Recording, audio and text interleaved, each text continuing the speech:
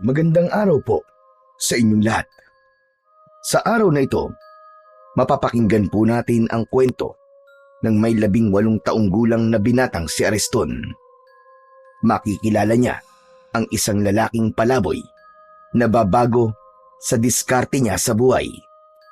Kasabay ng pagbabalik ng palaboy sa kanilang baryo, ang pamiminsala rin ng kampon ng kadiliman. Ano kaya ang lihim na matutuklasan ni Ariston tungkol sa pagkatao ng lalaking palaboy? Magtagumpay kaya siya laban sa puwersa ng kadiliman? Sama-sama po nating pakinggan ang buhay at pakikipagsapalaran ni Ariston kasama ang antingerong palaboy sa Negros.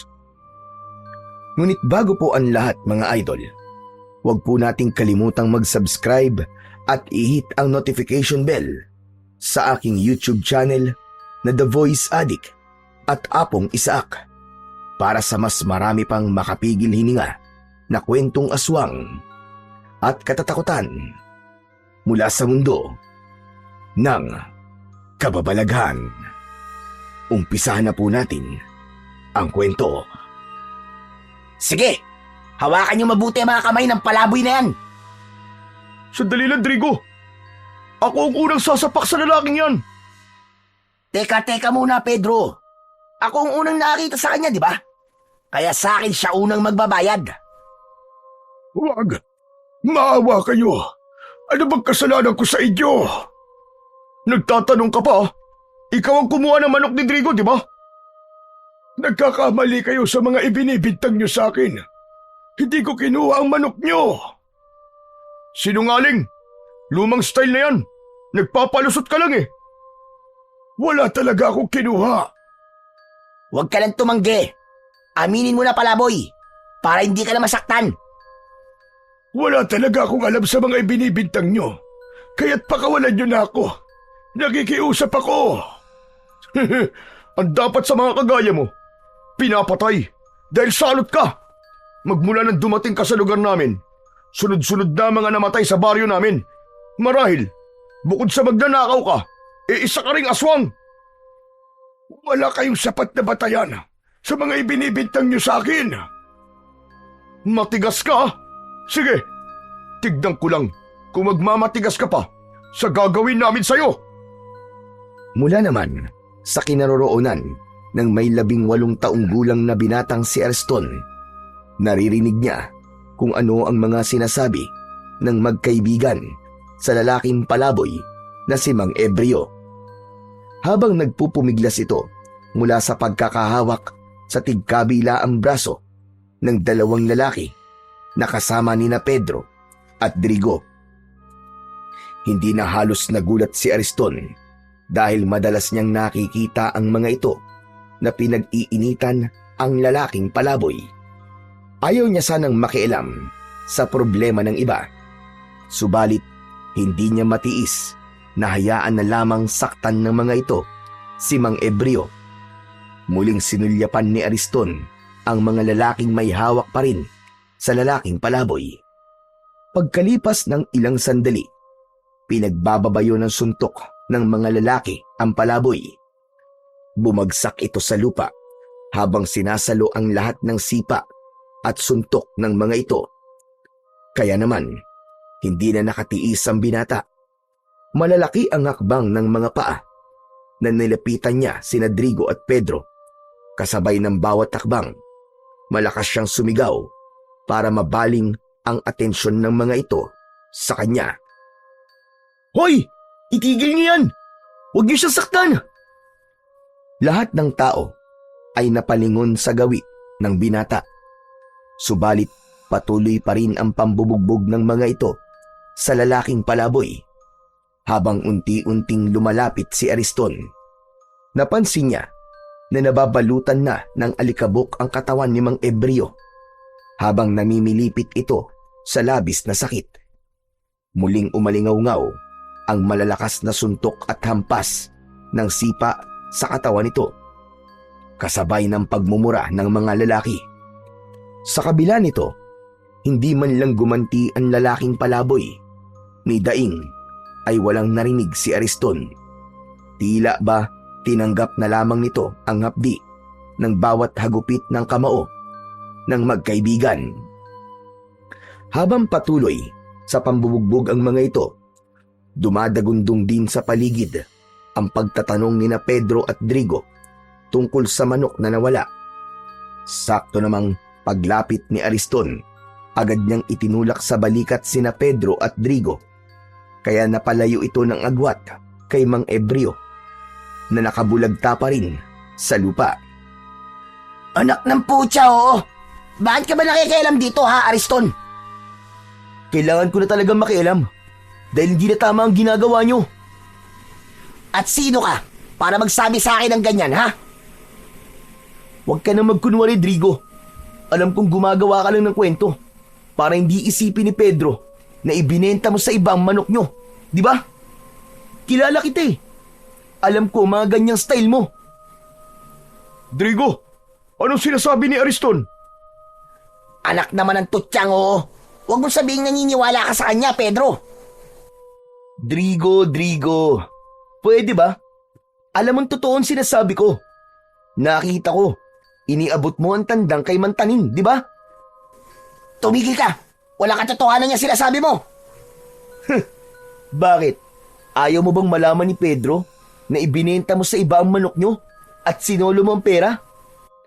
At para hindi ka makonsensya, inilibre mo siya ng alak, di ba?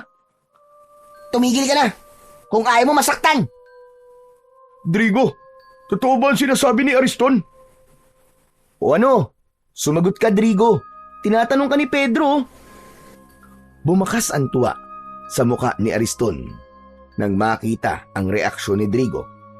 Halata yun sa paglikot ng mga mata at pamumula ng muka ni Drigo. Kaya naman, hindi na nakatiis si Pedro at agad nitong kinuwelyuhan ang kaibigan. Drigo, sumagot ka! Totoo ba ang sinasabi ni Ariston? Oo na. Ibinenta ko nga manok natin. Bitiwan mo na ang damit ko. Kung ganun, nasaan ang kaparti ko? Hati tayo dun, di ba? Wala na eh. Naubos ko na. Anak naman ng tutsa, oo. Akala ko ba magkaibigan tayo? Bakit niloko mo ako? Sinungaling ka. Wala kang kwenta. Tinalo mo ako. Abalyang binitiwan ni Pedro ang damit ni Drigo. Saka tuluyang umalis at naglakad papalayo sa kanilang kinaroroonan. Kaya naman, galit na hinarap ni Drigo si Ariston. Lintik kang buwisit ka. Pakialamero ka talaga kahit kailan, Ariston. Dala ng matinding galit ni Drigo kay Ariston, agad itong nagpakawala ng malakas na suntok. Tumama yun sa kanyang muka, ngunit hindi siya natinag. Sumugod na rin ang dalawa pa nitong mga kasama at pinagtulungan siya ng mga ito na bugbugin. Sa simula, nagawa niyang sabayan ang mga suntok at sipa ng dalawang lalaki. Mabilis ang kanyang mga kamao, kaya't ilang beses niyang napabagsak ang kalaban, kasama na si Drigo. Subalit habang lumilipas ang mga sandali, nagsimulang bumigat ang galaw ni Ariston at unti-unting nauubos ang kanyang lakas. Sa pagkakataong yun, nagsabay-sabay na ang tatlo sa pag-atake sa kanya. Dahil dito, hindi na iwasan ni Ariston ang pagtama ng kamao ng mga ito sa kanyang katawan. Bawat hampas ay nagdulot ng matinding hapdi sa kanyang kalamnan. Hanggang sa huli, nawalan ng lakas si Ariston at tuluyang bumagsak sa malamig na lupa. Hingal na hingal at halos hindi na makatayo. Hindi nagtagal, pinakawalan ni Drigo ang malalakas na suntok. Sinunggaban nito si Ariston sa damit at sa tindi ng galit nito, binayo ng suntok sa muka ang binata. Dumugo ang labi at ilong ni Ariston at sa bawat suntok, nag-iwan ito ng pasa at sugat sa kanyang muka. Hindi pa nakontento, Sinipa pa siya nito sa tagiliran, dahilan upang mapaubo si Ariston sa labis na sakit. Ang lupa ay nabahira ng dugo at ang hangin ay napuno ng mga ungol ng sakit mula sa bibig ng binata. Sa gitna ng karasang yun, biglang dumating si Lolo Castor. Mga walang hiya kayo! Anong ginawa niyo sa apo ko? Huwag kang makialam dito, tanda. Baka ikaw naman ang samain sa akin. Bakit hindi ako makikialam? Pinapatay mo lang ang apo ko, buwisit ka! Lolo Castor, lumayo po kayo sa kanya. Huwag po kayong lalapit. Pambihira ka naman, Ariston. Ano ba nangyari? Inawat ko lang po sila eh. Umawat daw. Yung apo nyo, pakialamero yan. Lintik yan. Sinira ang diskarte ko. Nalaman tuloy ni Pedro na ibinenta ko manok namin. Kasalanan mo naman palang lintik ka. Anong kasalanan ng apo ko sa'yo? Anong dahilan? At binugbog mo ang apo ko, Drigo? Ibinuking niya ako eh. Kasalanan niya. Siguro naman, magtatandala ang apo mong inutil, tanda. Ikaw ang dapat na magtanda. Pagsisisihan mo, ang ginawa mo pananakit sa apo ko, hayop ka. Tandaan mo yan. Huwag mo nga akong tinatakot sa pagbabanta mo. Anong magagawa mo, ha? Isa ka lang matanda at wala lang silbi. Matandang hukluban. Ah, ganun pala, ha? Sige. Tatandaan ko mga sinabi mo. Pero ito tatandaan mo, Drigo. Sa oras na saktan mo uli ang apo ko, makikita mo, pagsisisihan mo, na nabuhay ka pa. Dahil ako mismong makakalaban mo. Ako ang pakinggan mo, tanda. Dahil sa oras na makialam ka ulit sa akin at ang hambog mong apo, sinasabi ko sa inyo, ako mismo ang magpapalaya sa inyo sa baryong ito. Tandaan nyo yan!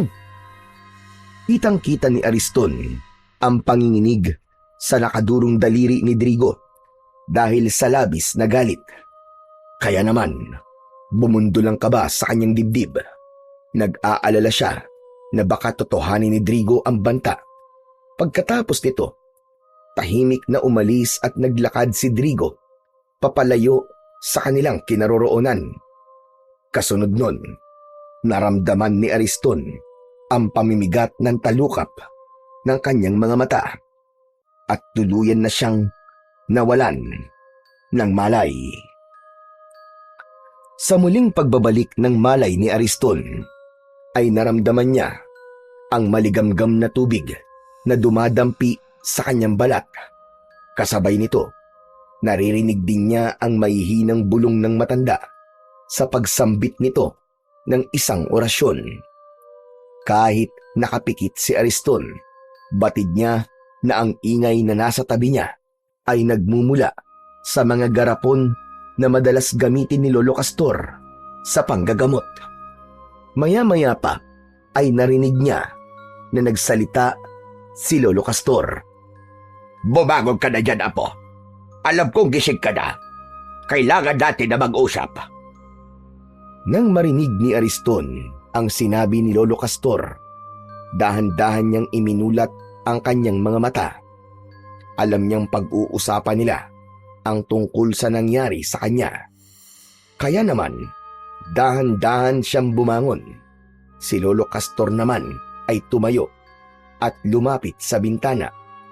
Bigla naman ang pagguhit ng pananakit sa kanyang katawan, kasabay ng pamimigat ng kanyang labi at panginginig ng kanyang mga braso. Sa puntong yun, nagsalita si Lolo Castor.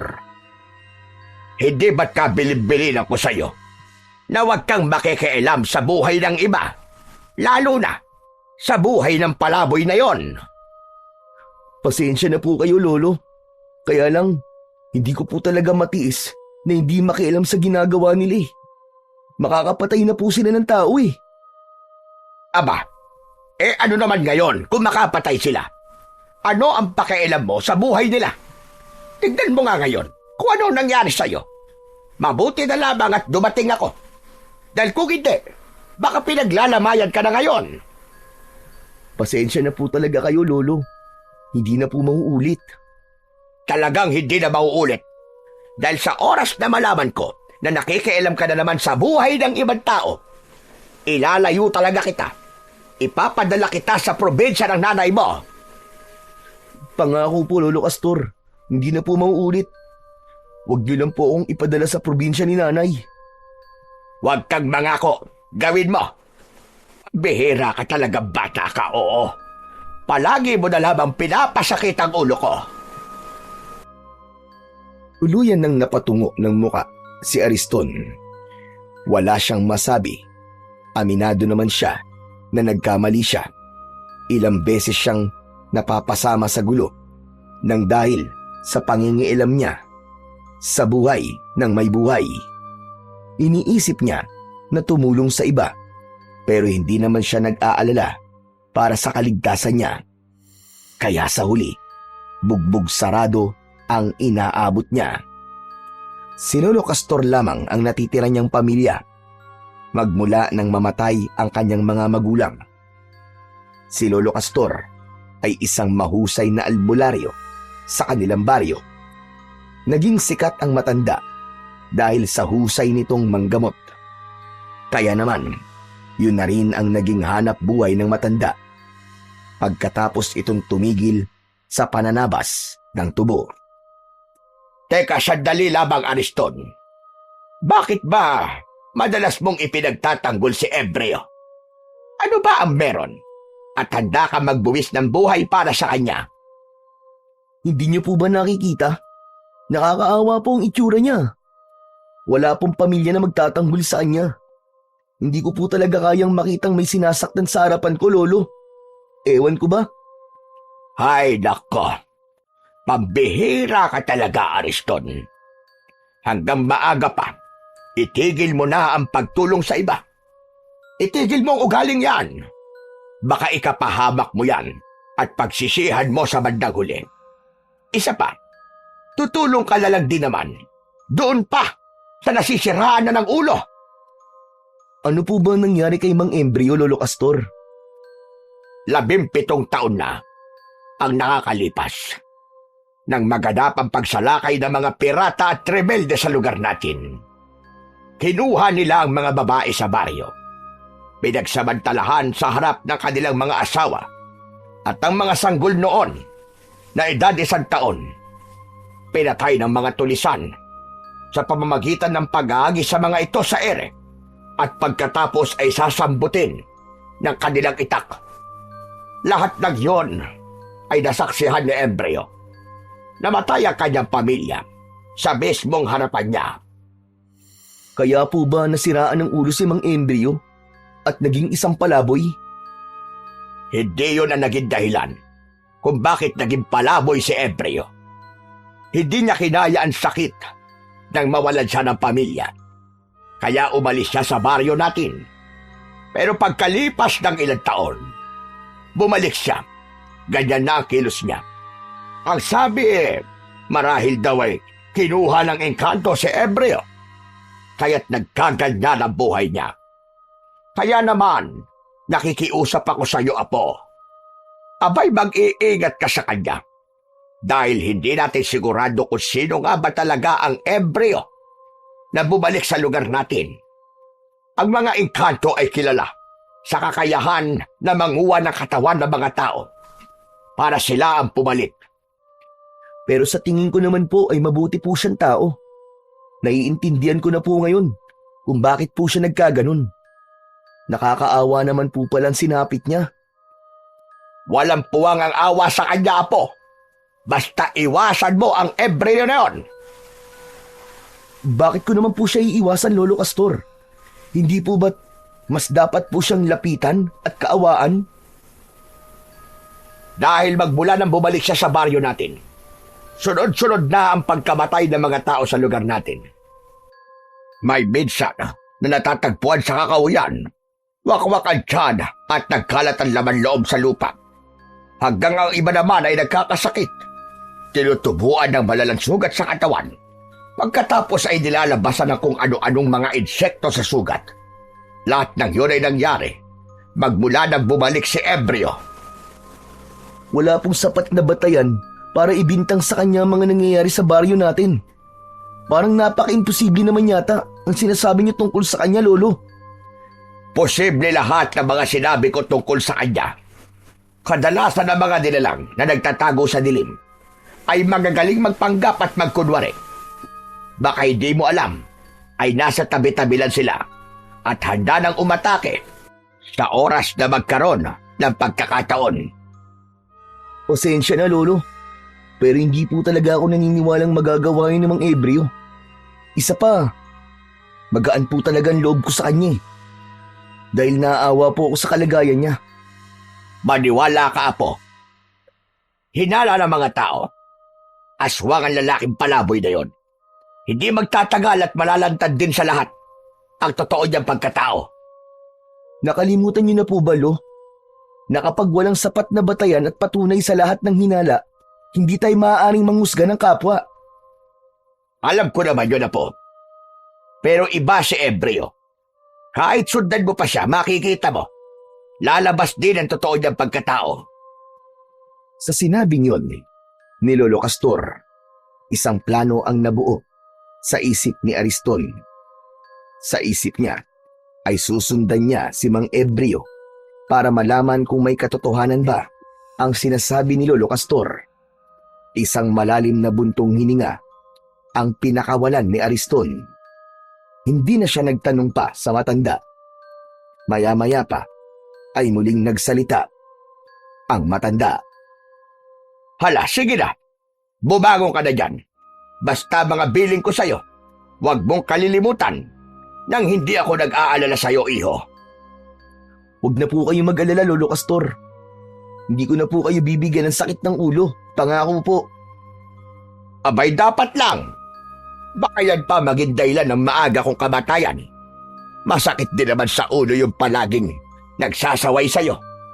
At saka hindi ka na bata, Ariston. Hala, sige na. Bumangon ka na dyan at magtrabaho ka na. Total naman magaling na ang sugat mo at nalagyan ko na yan ng gamot. Teka, saan naman po pala kayo pupunta at bihis na bihis po kayo? Magtutungo ako sa kabilang baryo. Meron akong pasyente roon. Kaya naman bahala ka na muna rito. Yung mga ibiniling ko sa'yo, wag mong kalilimutan. Hindi na hinintay ni Lolo Castor na sumagot pa si Ariston. Agad itong umalis sa kanyang harapan at naglakad palabas ng kanyang silid. Pagkalipas ng ilang sandali, narinig niya ang pagbukas ng pinto sa labas. Kasunod ng mahinang yabag ng paa nito, papalayo sa kanilang bahay. Kaya naman, nang kumalat ang nakakabinging katahimikan sa loob ng kanyang kwarto, saka lamang niya naisip ang tungkol kay Mang Ebreo. Bigla niyang naalala na nasaktan din ito mula sa pambubugbog ni na Pedro at Drigo. Nang mga sandaling yon ay naramdaman niya ulit ang pananakit ng kanyang binti, ngunit nailalakad niya na ito ng bahagya. Talagang maaasahan si Lolo Castor pagdating sa panggagamot.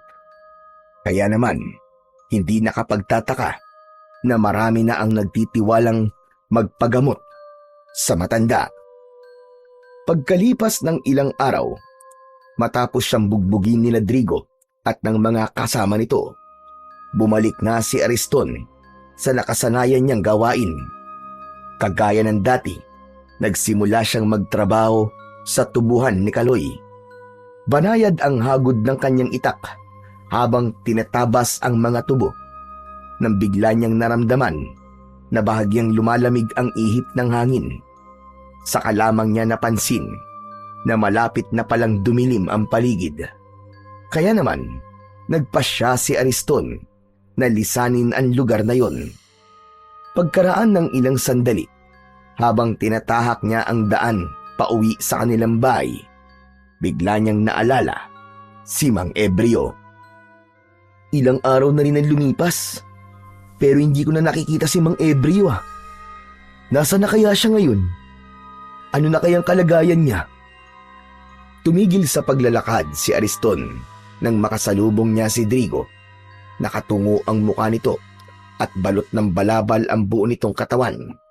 napakunot ang kanyang noo, kaya napatitig siya sa muka ng binata. Napansin niya kagad ang mga sugat nito sa balat. Nagtutubig yun at namamaga. Hindi siya maaaring magkamali. Sakit yun ng mga taong dinadapuan ng peste o salot na sakit sa kanilang lugar. Kaya naman, bigla niya itong nilapitan at hinawakan ang mga kamay nito. Drigo, sandali lang! Ano nangyari sa balat mo? Hinablot nito ang braso mula sa pagkakahawak ni Ariston. Pagkatapos ay tinignan siya nito ng matalim. Dinuro siya nito sa kanyang muka habang nanginginig sa galit. Wag mo akong hahawakan, Ariston, ha? Ang hayop na palaboy na yun. Tignan mo ang ginawa niya sa akin. Ha? Sandali, anong ibig mo sabihin, Drigo? Si Mang Ebreo ang may gawa nito sa akin, Ariston. Sigurado ko na binarang niya ako para makaganti siya sa akin. Hahanapin ko talaga siya. Pagbabayaran niya to, umanda siya sa akin. Teka, sandali lang. Sa tingin ko hindi niya kasalanan kung bakit nangyari yan sa'yo. Dati na may ganyan na sakit na kumakalat sa baryo natin, di ba? Kaya huwag ka magpadalos-dalos ng desisyon. Hindi ako tanga, Ariston. Siya lamang ang gagawa nito sa akin. Alam ko, mambabarang ang hayop na yon. Papatayin ko siya. Isinusumpa ko. Nahahanapin ko siya kahit saan pa siyang lupalok magtago. Kaya kung alam mo kung nasan si Mang Ebreo, ang mabuti pa sabihin mo na. Drigo, kahit alam ko pa kung saan siya nagtatago, wala kang maaasahan na tulong mula sa akin. Kaya makakaalis ka na. Hanapin mo siya na mag-isa kung gusto mo. Siguro magkasabwat kayong dalawa, no? Kaya mo siya pinagtatakpan. Kung ganun, si Lolo Castor ang tatanungin ko. At sa oras na hindi niya gawin na sinasabi ko, ang lolo mo ang papatayin ko. Tandaan mo yan. Sabay alis ni Drigo sa kanyang harapan. Sinubukan ni Ariston na pigilin ito, ngunit ang balabal nito ang nahawakan niya. Kaya naman, natanggal ang pagkakabalot nun sa katawan ni Drigo. Lumantad sa paningin ni Ariston ang nakakadiring itsura ng buong katawan ni Drigo, kasunod ng pag-alingasaw ng masangsang na amoy mula sa katawan nito. Sa pagkakataong yun, pareho silang natigilan. Kitang-kita ni Ariston ang mga sugat sa balat nito, namamaga at nagtutubig. Ang bawat paligid ng sugat ay nangingitim na at may mabahong likidong tumutulo na tila nana. At habang pinagmamasdan ni Ariston ang sugat sa katawan ni Drigo, lumabas mula sa sugat nito ang buhay at maliliit na ipis. Nagtatatalon si Drigo, napilit na pinipispisan ang sarili nitong sugat upang matanggal ang mga isip. Gusto niyang masuka, ngunit mas nangibabaw ang pag-aalala niya sa mga nakikita. Sa kabila ng sakit na nararamdaman ni Drigo, pilit nitong piniga ang sugat. Hindi halos magawang tignan ni Ariston ang mga nangyayari sa kanyang kaharap. Gusto niya itong lapitan. Gusto niyang tulungan. Ngunit ibinilin sa kanya ni Lolo Castor na kapag nakaharap niya ang mga taong may ganong kondisyon, ay huwag niyang hahawakan ang mga yon.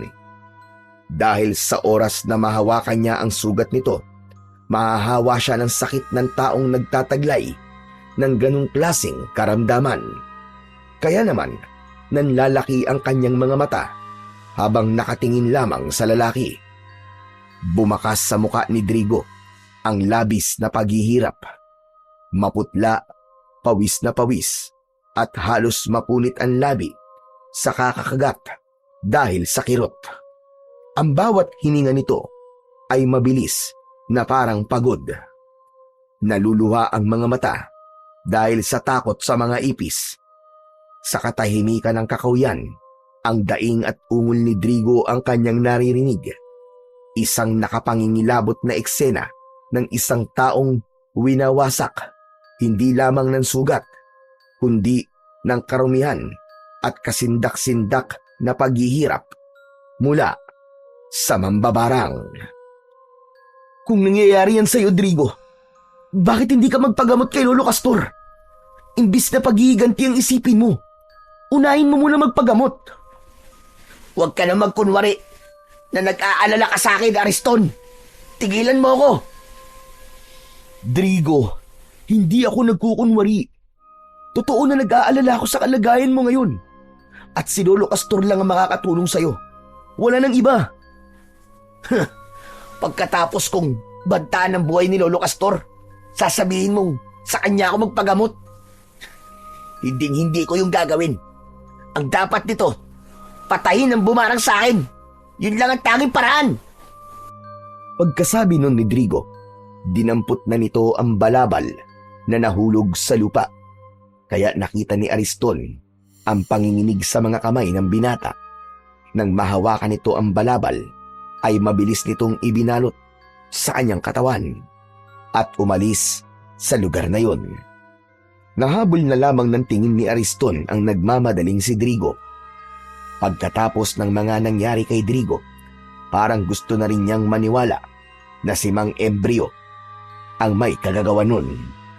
Kaya naman, mas tumindi ang pagnanais niya na sundan ang lalaking palaboy. Nang mawala sa kanyang paningin si Drigo, malungkot na naglakad si Ariston pauwi sa kanilang bahay. Habang tinatahak niya ang daan papunta sa kanilang kubo, ay hindi sinasadya na nakita niya si Mang Ebreo.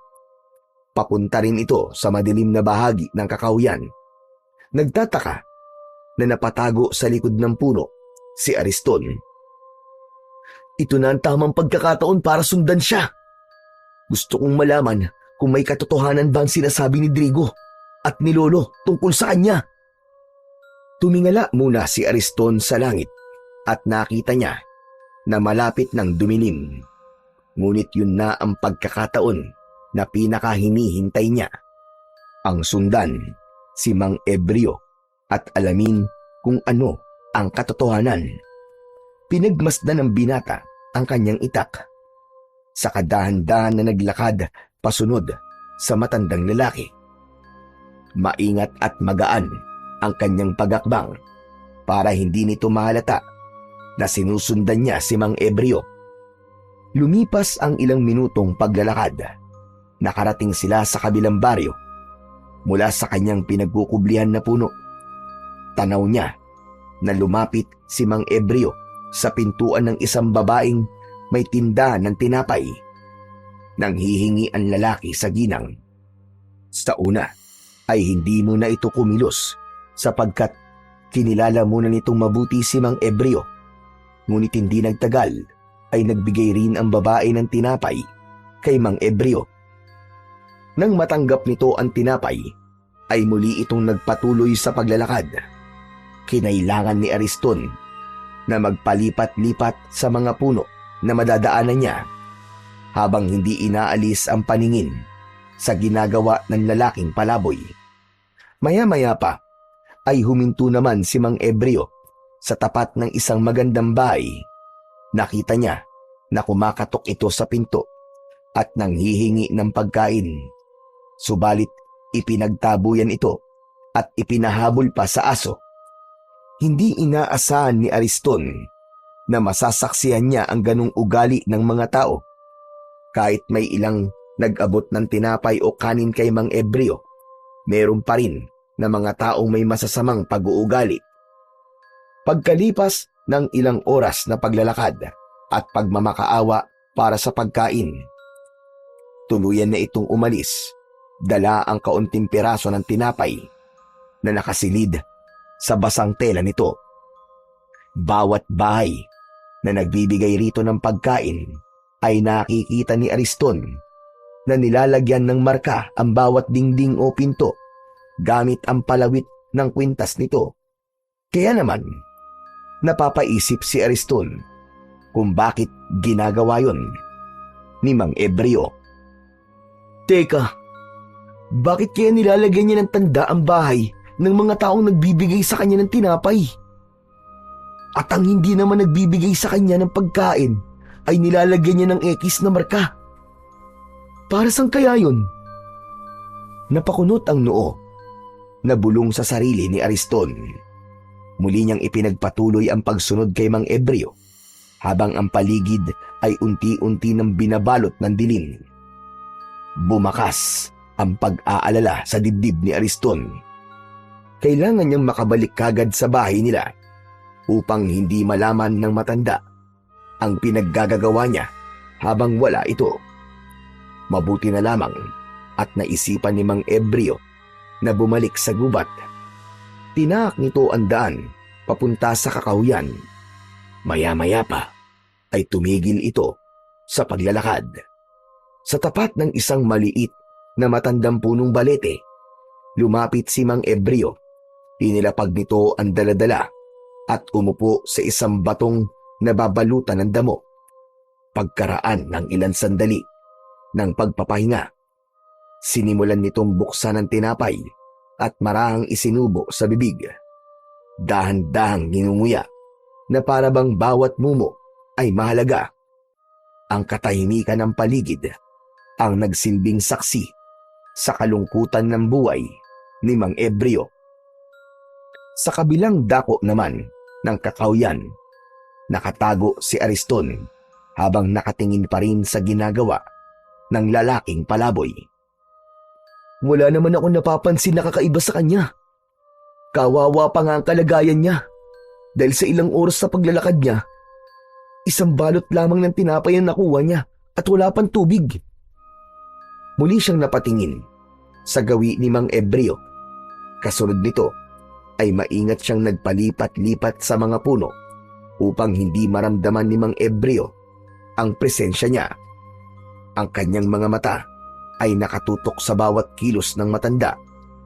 Pinagmamasdan kung saan ito tutungo o anong lihim ang maaaring malaman niya rito.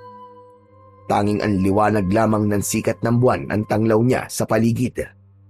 Naaalala niya na malapit ng sumikat ang kinatatakutan na pulang buwan. Yun ang hudyat ng muling pagkabuhay ng pinakamalakas na aswang. Ayon yun sa kwento ni Lolo Castor. Habang abala siya sa pag-iisip, ay napatungo siya at muling napasulyap sa gawi ni Mang Ebreo. Ngunit nanlaki ang kanyang mga mata. Nawala bigla ang matandang lalaki sa kinauupuan nitong bato. Hala! Nawala siya! Pambihira naman, oo! Nasaan si Mang Ebreo? Saan kaya siya nagpunta? Inilinga ni Ariston ang kanyang paningin sa buong paligid. Ngunit wala na talaga ang lalaking palaboy. Kaya naman, napilitan siyang lumabas sa kanyang pinagtataguan. Naglakad siya papalapit sa bato na inuupuan ni Mang Ebreo. Ang bilis naman niyang mawala. Pambihira! Akma na sanang paalis sa tapat ng puno ng balete si Ariston nang bigla siyang nakarinig ng mahinang pag-angil sa kanyang likuran. Biglang may malamig na hangin ang dumampi sa kanyang batok. Napalingon siya at doon niya nakita ang isang nilalang na tahimik na nakatayo sa kanyang likuran. Nakangising tumutulo ang malapot nitong laway. Ang nilalang ay matangkad, payat, ngunit bitaw ang matitigas na buto sa ilalim ng balat. Ang muka ay pahaba, may malalaking mata na kulay dilaw na kumikislap pa nga sa dilim. Ang bibig nito ay nakanganga at mula roon nakalitaw ang mahahabang pangil na tila panghayop habang ang dila ay mahaba. Ang mga kuko nito ay matutulis, kasing haba ng patalim at ang balat ay kulay abong nanunuyo, parang balat ng bangkay. Mula sa likuran nito ay umaalingasaw ang amoy ng nabubulok na laman ng tao. Nakakasulasok at nakakapangilabot. Nanlamig ang buong katawan ni Ariston. Ang kanyang dibdib ay bumilis ang tibok at ang kanyang mga tuhod ay nanginig na parabang nawawala na siya ng lakas. Ramdam niya ang paggapang ng takot mula ulo hanggang talampakan at ang kanyang lalamunan ay nanuyo na tila ayaw maglabas ng tinig. Gusto niyang kumilos pero nanigas ang kanyang mga kamay at sa kanyang mga mata ay malinaw na nakikita ang panganib. Isang halimaw na handang lapain siya anumang oras sa pagitan ng katahimikan ng kagubatan at ng malupit na anyo ng nilalang.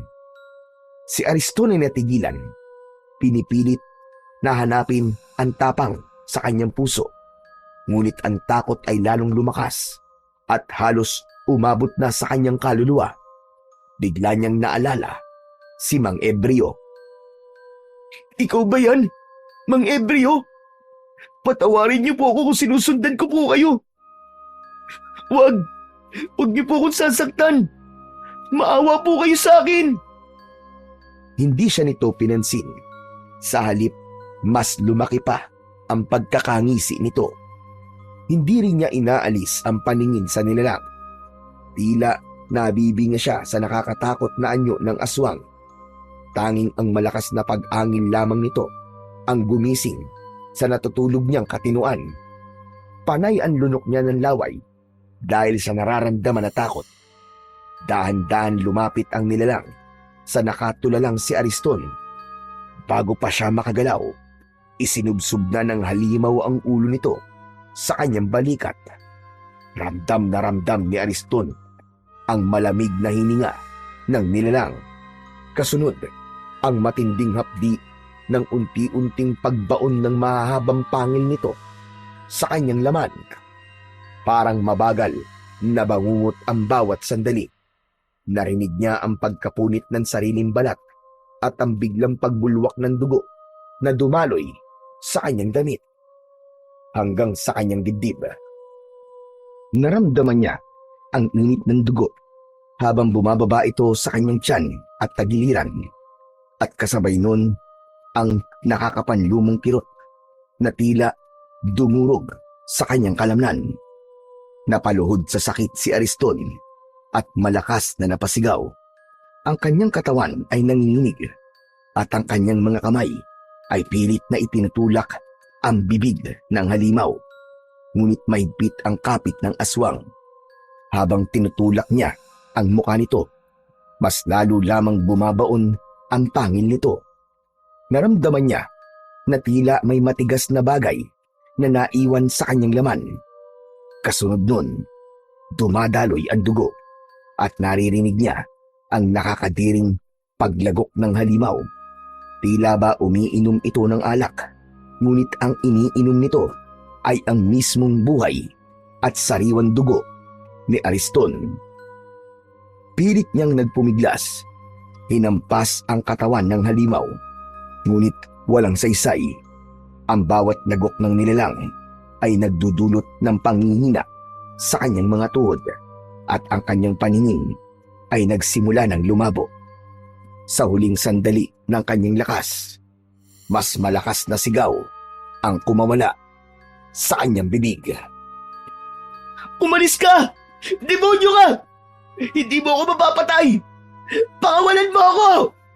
Pakawalan mo ako!" Isang malakas na suntok ang dumapo mula sa aswang, mula sa kamao ni Ariston. Umalas ito at binitiwan siya.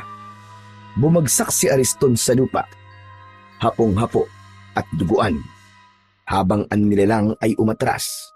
Nakatitig pa rin sa kanya, ngunit hindi na muling sumugod. Ang katahimikan ng kagubatan ay muling bumalik.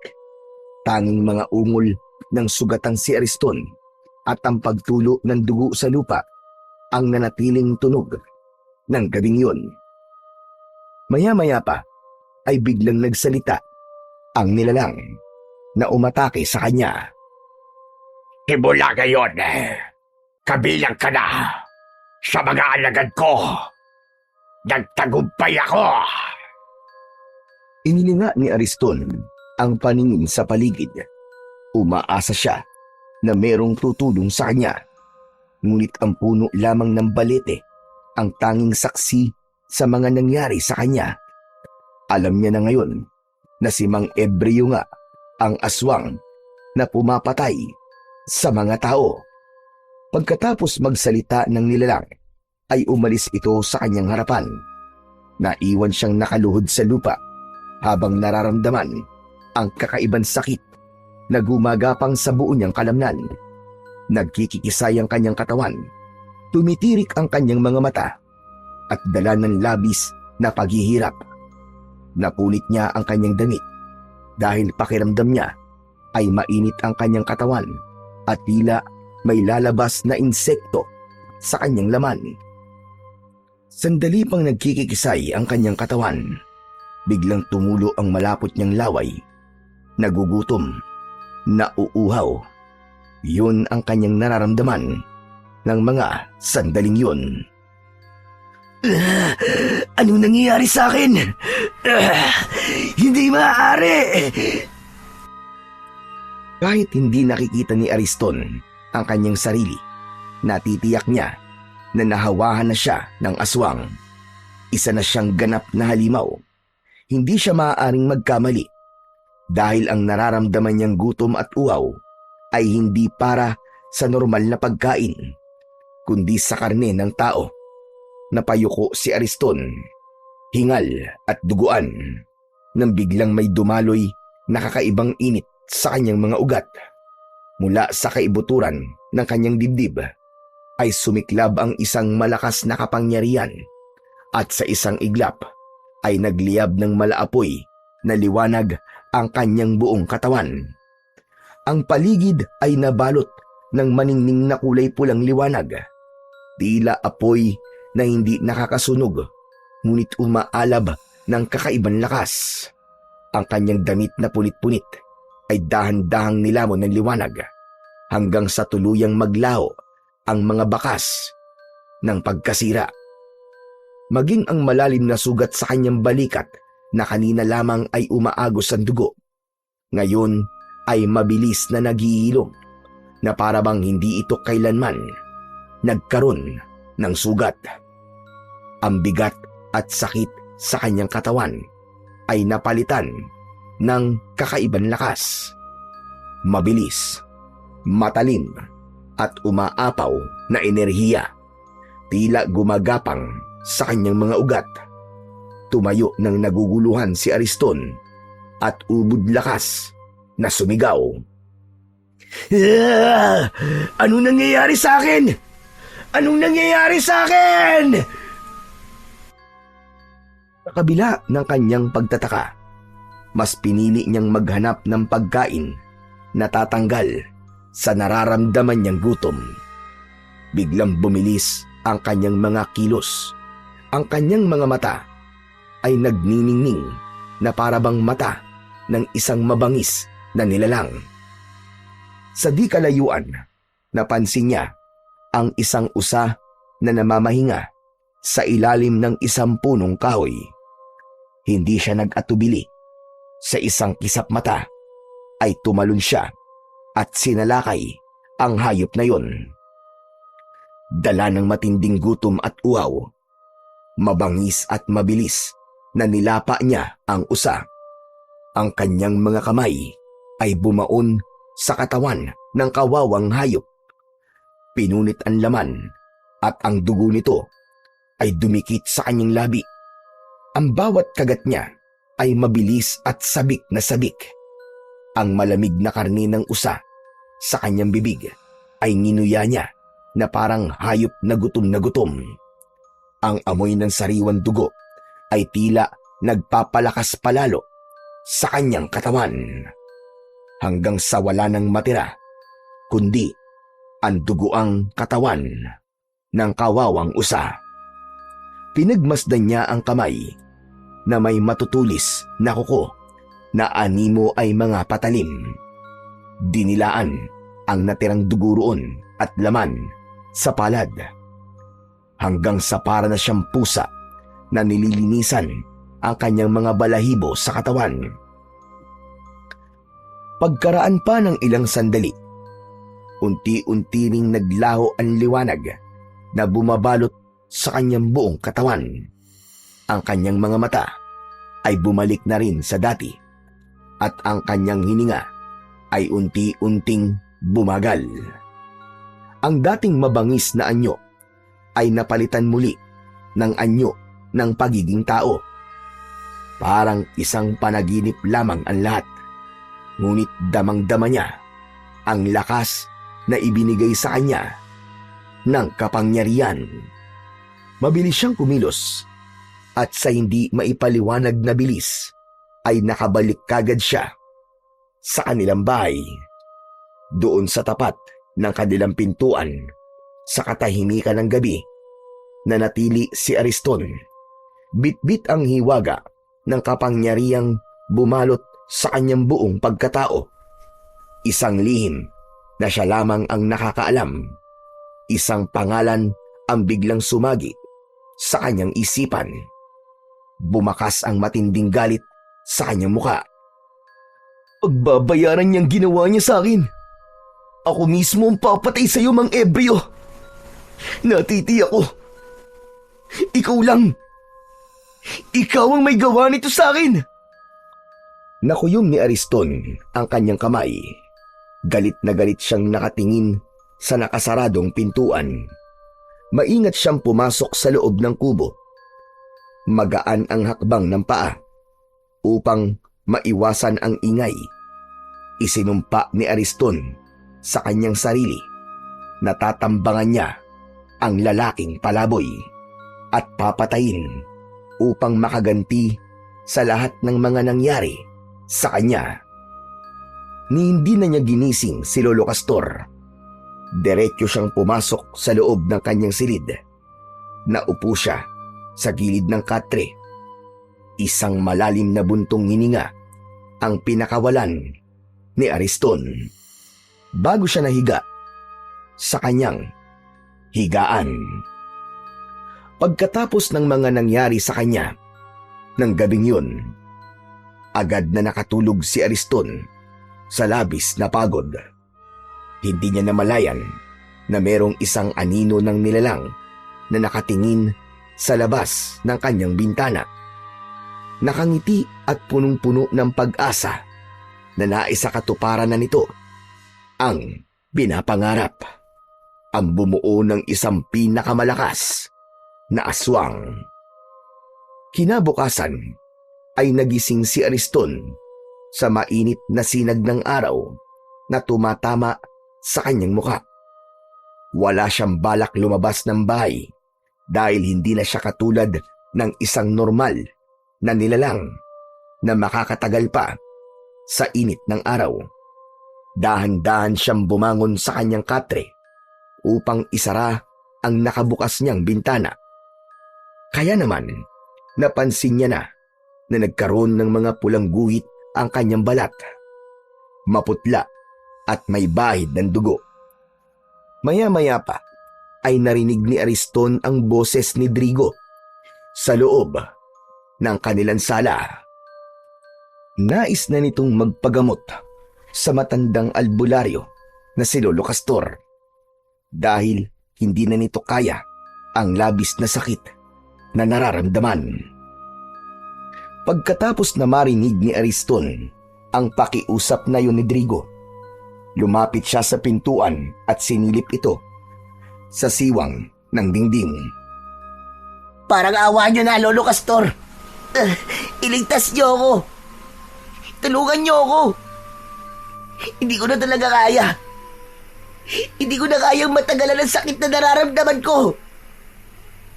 Yan ang napapala ng masasamang tao na kagaya mo.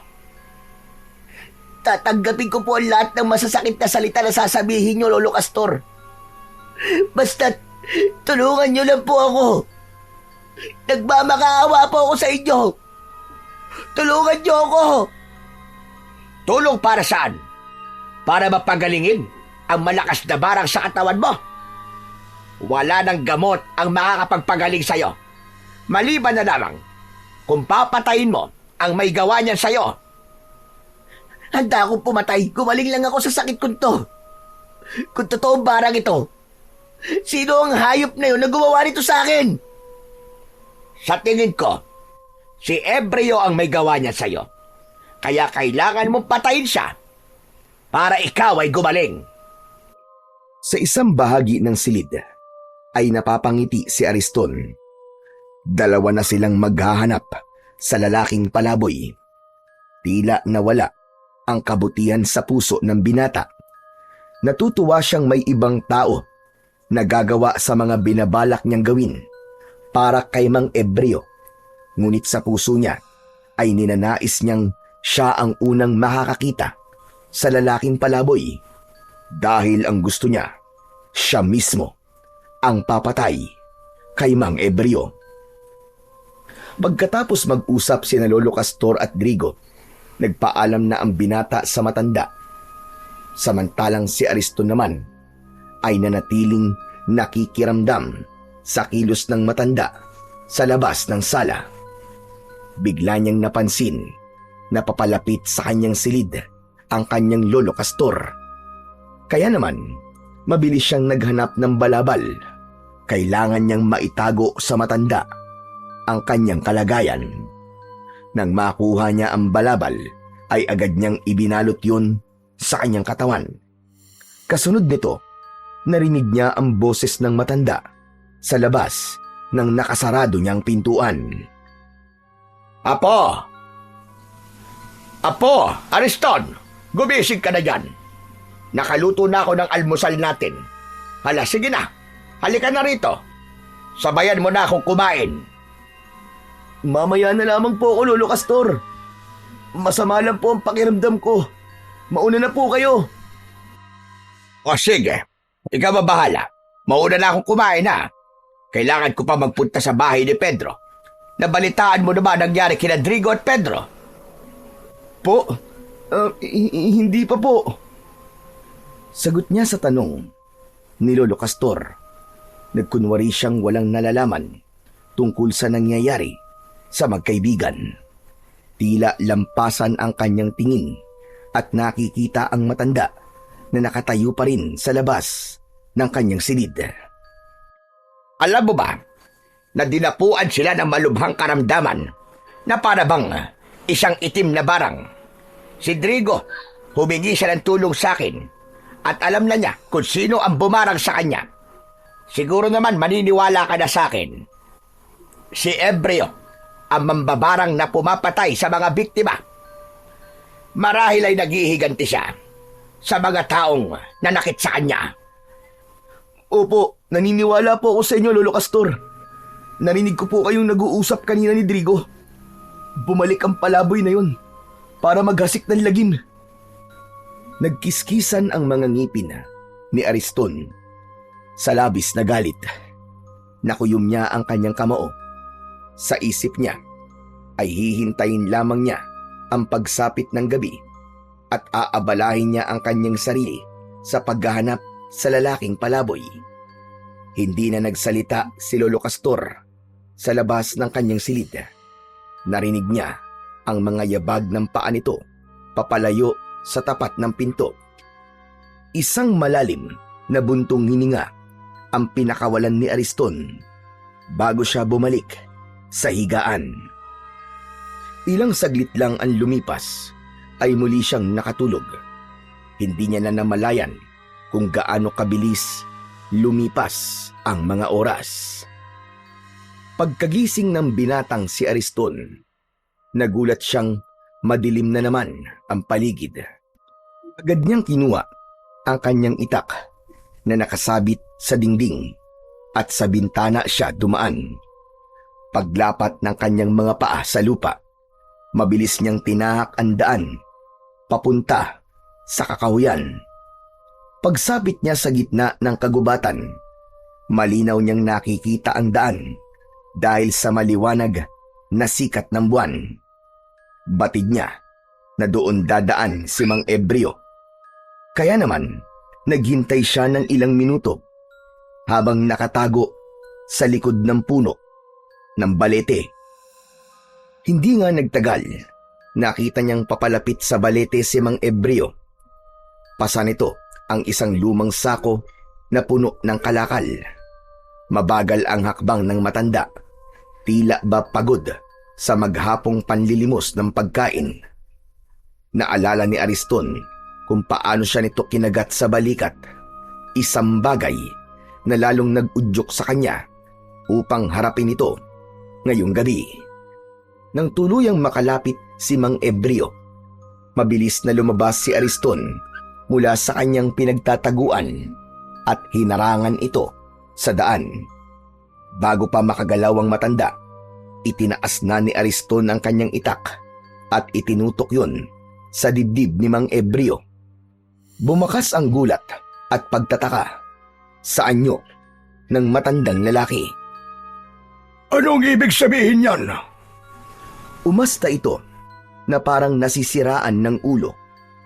Nagsasasayaw na patuloy sa pagkukunwari. Ngunit sa inis ni Ariston, inatake niya ito ng taga sa katawan na agad naman itong naiwasan. Sumeryoso ang mukha nito na tumingin sa kanya. Nawala ang bakas ng pagiging siraulo ni Mang Ebrio. Buong kahandaan na napaatras ito ng hakbang. Ngunit ang mga mata ay nanatiling nakatingin sa kanyang kamay na may tangan na itak. Unti-unting nagbago ang anyo ni Ariston. Mula sa pagiging tao ay naging isang halimaw ito na umaangil ng dahil sa labis na puot at galit. Ni hindi nagulat ang kaharap.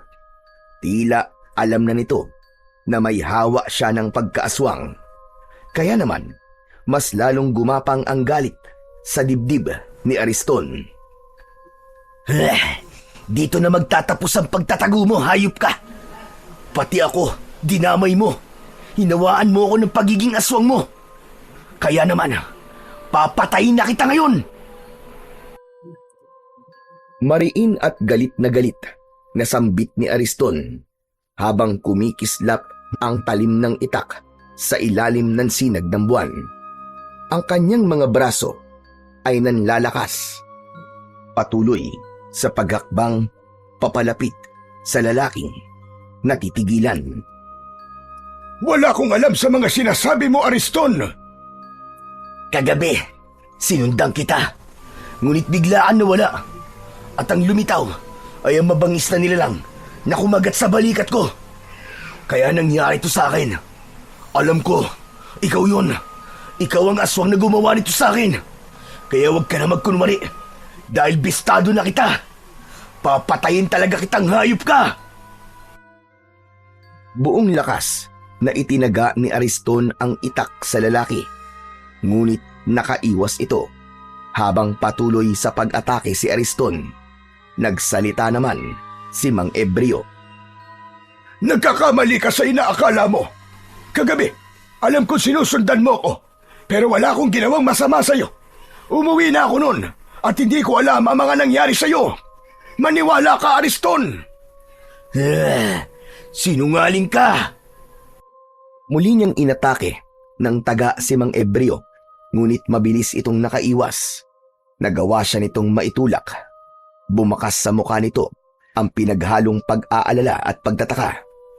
Sa katahimikan ng kakahuyan, ang kanilang mga hininga lamang ang naririnig. Sa pagitan ng dalawang nilalang, ang matandang palaboy na puno ng misteryo at ang binatang armado ng tapang.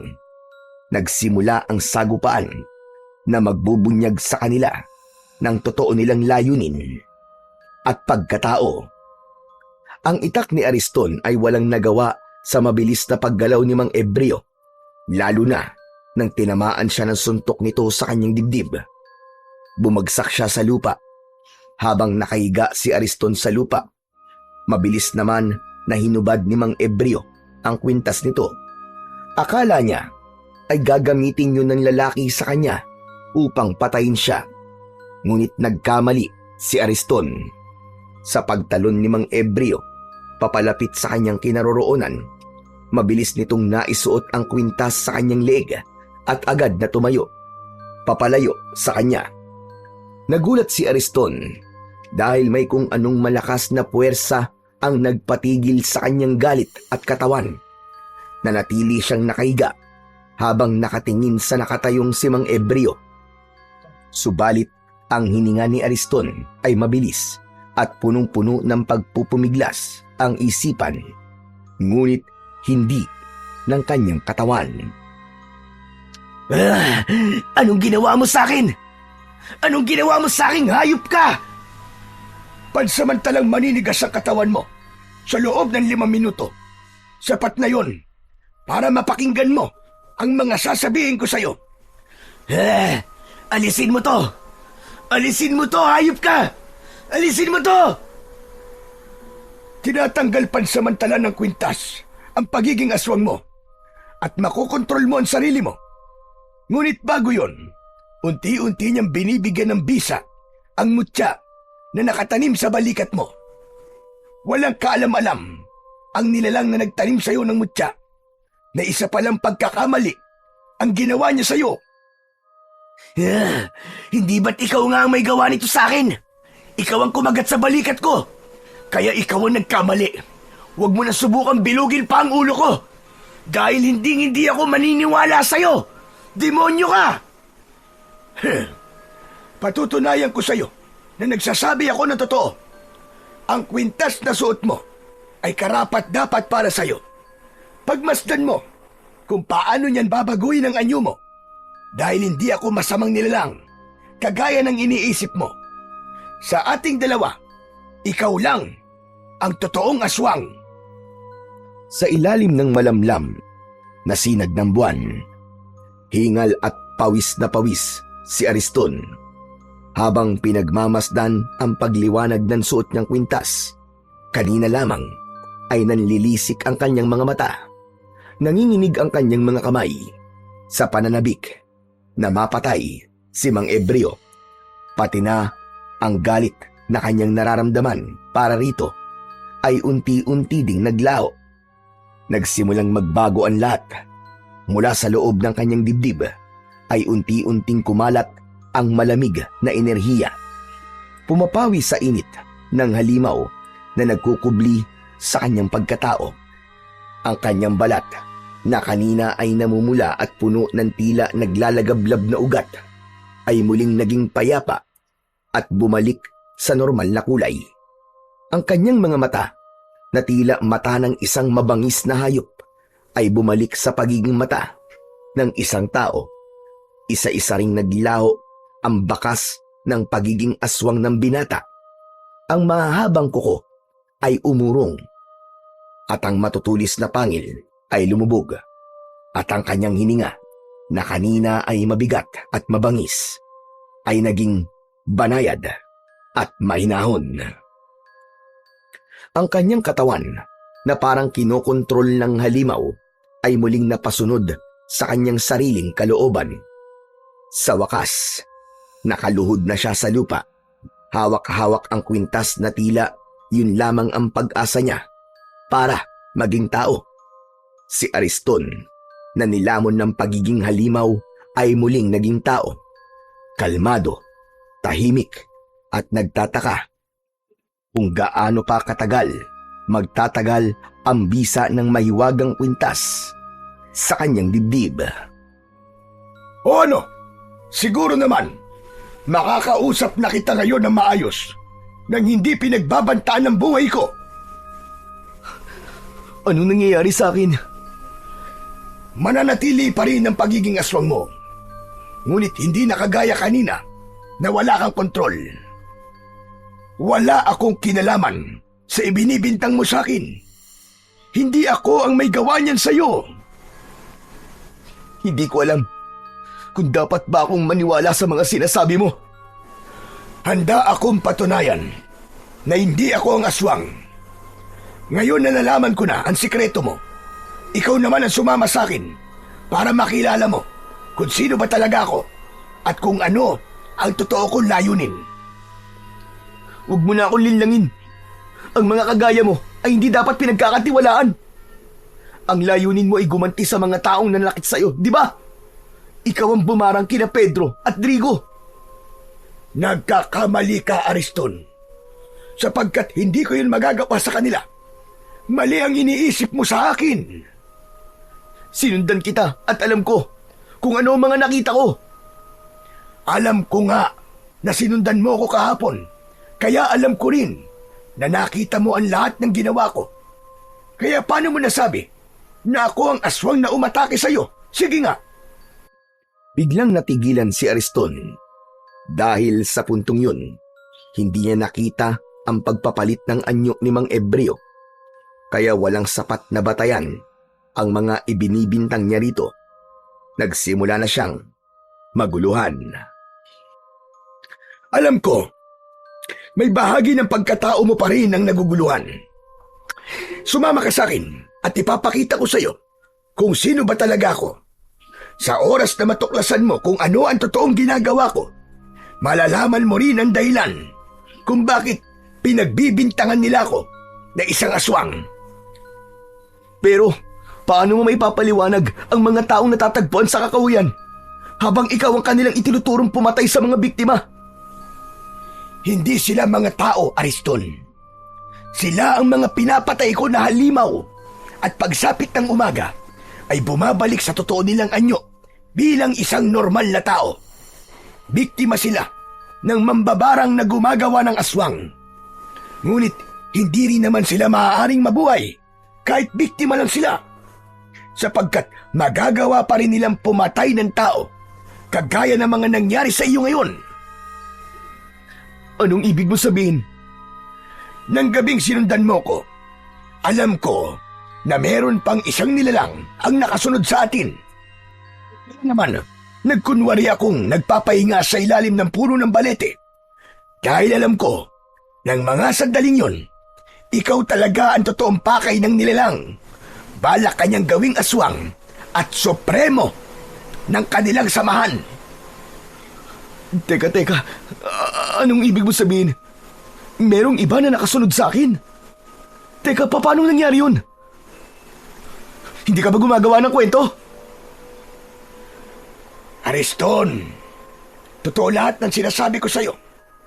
Marahil hindi mo pa rin naiintindihan na may mutyang nakatanim sa balikat mo. Nagtagumpay siya sa pangahawa sa'yo. Kaya lang, may ginawa siyang pagkakamali. Kinagat ka niya sa tapat ng baleting ito. Sabay turo ni Mang Ebreo sa puno na nasa tapat nila bago muling tumingin sa kanya. Anong kaugnayan ng balete sa mutya na nasa balikat ko? Hindi maaaring taniman ng mutya sa balikat ang isang tao kapag nasa tapat siya ng puno ng balete. Dahil ang enerhiya ng mga engkanto na nangangalaga sa puno ng balete ay sumanib sa mutyang nasa balikat mo. Kaya nagkaroon ka ng kakaibang kapangyarihan na tatalo sa mambabarang na aswang. Sa oras na mapalabas mo ang kapangyarihan ng mutya ng aswang, mapapatay mo ang pinuno ng mga aswang. Natigilan si Ariston. Hindi siya makapaniwalang naging biktima siya ng ganoong paraan ng aswang. Subalit may bahagi sa puso niya ang naguguluhan pa rin. Nalilito siya sa maraming bagay. Ngayong alam mo na ang totoong dahilan kung bakit ka tinaniman ng mutya ng aswang. Magpanggap ka na walang alam at mahuhuli mo kung sino ang totoong kalaban. Isuot mo lang ang kwintas na yan at bibigyan ka niya ng proteksyon. Hindi ko alam kung talagang maniniwala ba ako sa mga sinasabi mo. Pero mukhang nailigtas ako ng kwintas na to na ipinasuot mo sa akin. Wala akong gagawin na masama sa iyo, Ariston. Kaya't magtiwala ka sa akin. Walang mahalaga ngayon, kundi ang palakasin ng katawan mo. Dahil sa oras na lumantad ang kulay pulang buwan, gagawin na niya ang matagal niya nang pinapangarap, ang makagawa ng pinakamalakas na aswang na susunod sa kanyang mga utos. Sa ngayon, sumama ka muna sa akin para patunayan ko sa iyo na hindi ako ang kalaban dito. Hindi maipaliwanag ni Ariston sa kanyang sarili kung bakit bigla siyang naniwala sa lalaking palaboy. Lumapit ito sa kanya at inilahad ang kamay para alalayan siyang bumangon at tumayo. Naramdaman niya ang mainit na palad nito. Sa kanya napansin ang 2 pang kwintas na nakasabit sa leeg nito. Maya-maya pa ay nilapitan ng lalaki ang lumang sako na dala nito kanina at dinukot ang isang matalas na itak. Samantalang si Ariston naman ay pinulot ang itak na nabitiwan niya kanina. Kailangan na nating umalis dito. Ipapakita ko sa iyo kung ano totoong ginagawa ko. Malalaman mo rin na hindi totoong tao ang mga pinapatay ko. Anong klaseng mga aswang Mang Ebreo? Mga bangkilan. May kakayahan kayong magpalit ng anyo bilang isang normal na tao at kayang maging aswang sa pamamagitan ng pagtatanim ng mutya. Magtatanong pa sana si Ariston nang mapansin niyang nagbago ang ihip ng hangin. Maging si Mang Ebreo ay naging alerto sa paligid. Kaya naman, dahan-dahan nilang tinatak ang makitid na daan palabas ng gubat. Ngunit bago pa sila tuluyang makalabas, biglang may gumalaw sa madilim na bahagi ng kakahuyan. Lumitaw sa kanilang harapan ang dalawang nilalang. Nakilala ni Ariston sina Digo at Pedro. Hindi na tao, kundi mga aswang na bangkilan. Ang kanilang balat ay kulay abo, nanunuyo at puno ng sugat na may amoy ng nabubulok na laman. Namumula ang kanilang mga mata, tila apoy na nagliliyab sa dilim. Ang kanilang bibig ay bumubuka na parang mga asong nauulol. Nagpapakita ng mahahabang pangil na tumutulo pa ang laway. Ang kanilang mga kuko ay mahahaba at matutulis, kumikislap sa ilalim ng buwan na parabang mga patalim na handang pumatay. Kasunod nito ang pagsasalita ni Pedro.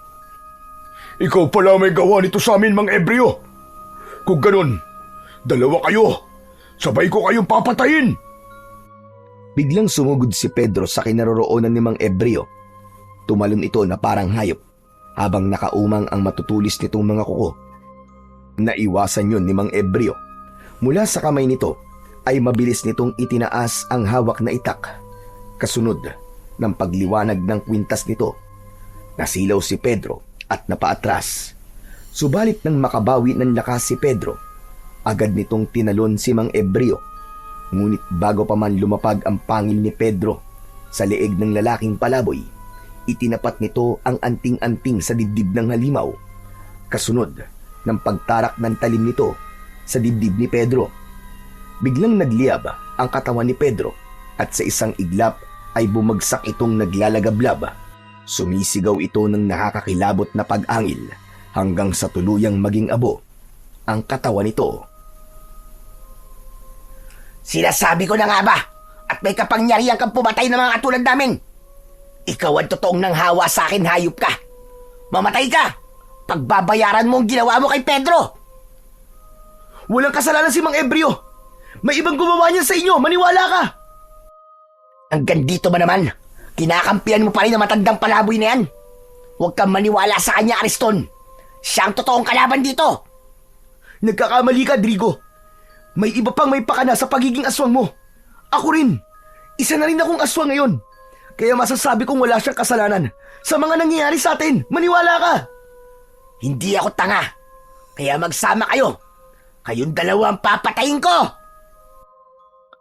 Mabilis at malalaki ang hakbang ni Drigo na sinugod nito si Ariston. Ngunit biglang lumiwanag ang mga mata ni Ariston. Bumalik ang pagiging halimaw niya. Ramdam niya ang lakas ng kapangyarihan na dumadaloy sa kanyang katawan. Sinalubong niya ang pagsugod ni Drigo sa kanya. Nagpambuno silang dalawa at maririnig ang ingay ng kanilang mga pag-angil.